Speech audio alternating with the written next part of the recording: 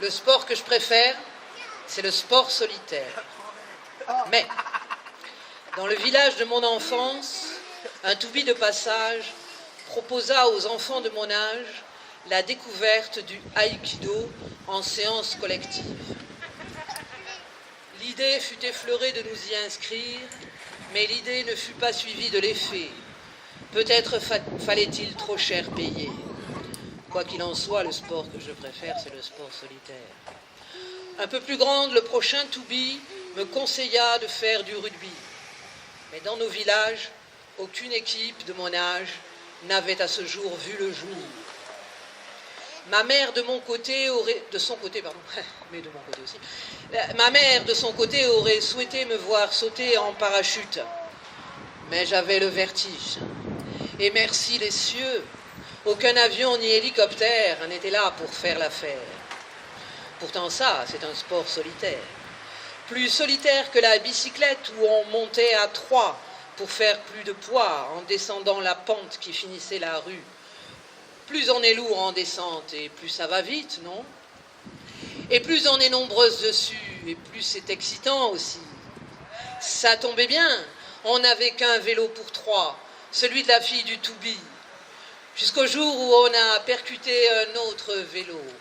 Mon genou s'en souviendra toujours. Le sport que je préfère, c'est quand même le sport solitaire. Le problème avec les sports d'équipe, c'est qu'il faut que tu visualises non seulement le territoire de ton équipe, mais aussi les gens de ton équipe, et ça peut changer à chaque fois. La seule fois que j'ai pris l'initiative de mettre le ballon de basket dans un panier, j'ai appris que c'était un panier pour l'équipe adverse.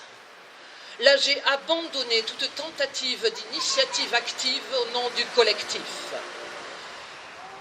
C'est pas pour rien que je préfère le sport solitaire.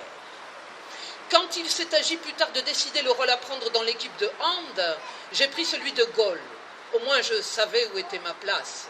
Et mon rôle avec le ballon qui m'arrivait et dont je suivais le trajet avec grand intérêt, forcément, j'étais très concerné. Ce n'était pas un sport solitaire, mais mon rôle l'était. J'étais la Gaule de mon côté. À part ça, quand j'ai eu l'âge de décider du sport que je devais pratiquer, ce fut l'escrime que j'ai choisi.